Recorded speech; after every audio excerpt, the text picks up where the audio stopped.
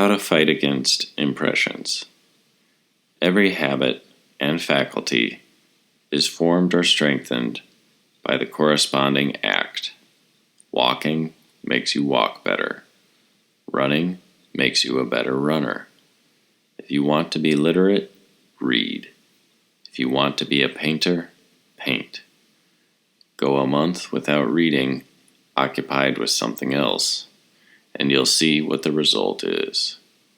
And if you're laid up a mere 10 days, when you get up and try to walk any distance, you'll find your legs barely able to support you. So, if you like doing something, do it regularly. If you don't like doing something, make a habit of doing something different. The same goes for moral inclinations. When you get angry, you should know that you aren't guilty of an isolated lapse. You've encouraged a trend and thrown fuel on the fire. When you can't resist sex with someone, don't think of it as a temporary setback.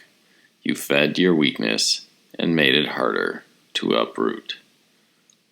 It is inevitable that continuous behavior of any one kind is going to instill new habits and tendencies, while steadily confirming old ones.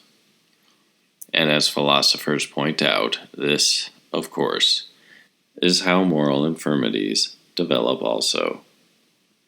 If you are seized by greed on some occasion, reason can be invoked to alert you to the danger. Then the passion will abate, and the mind will be restored to its former balance. But if you don't bring anything by way of relief, the mind will not return to normal. When it's inflamed by an impression, it will yield to passion more quickly the next time. Keep it up, and the mind grows inured to vice. Eventually, the love of money is entrenched. So if you don't want to be cantankerous, don't feed your temper, or multiply incidents of anger. So how does one get there?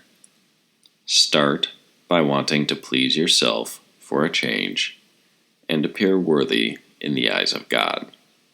Desire to become pure, and once pure, you will be at ease with yourself and comfortable in the company of God. With these thoughts to defend you, you should triumph over any impression and not be dragged away. Don't let the force of the impression when it first hits you knock you off your feet. Just say to it, "Hold on a moment. Let me see who you are and what you represent. Let me put you to the test." Next, don't let it pull you in by picturing to yourself the pleasures that await you. Otherwise, it will lead you by the nose wherever it wants.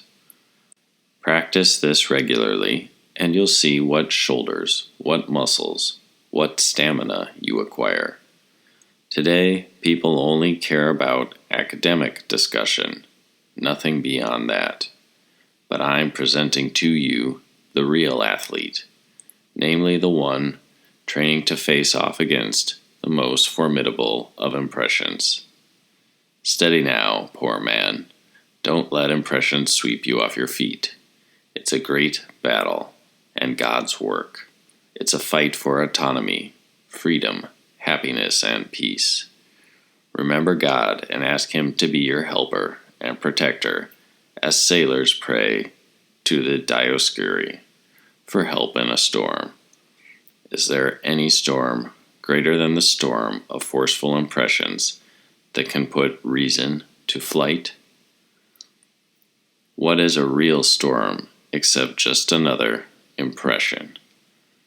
Put away the fear of death, and however much thunder and lightning you have to face, you will find the mind capable of remaining calm and composed regardless. If you lose the struggle once, but insist that next time it will be different, then repeat the same routine. Be sure that in the end you will be in so sad and weakened a condition that you won't even realize your mistakes. You'll begin to rationalize your misbehavior. You will be living testimony to Hesiod's verse. Make a bad beginning, and you'll contend with troubles ever after.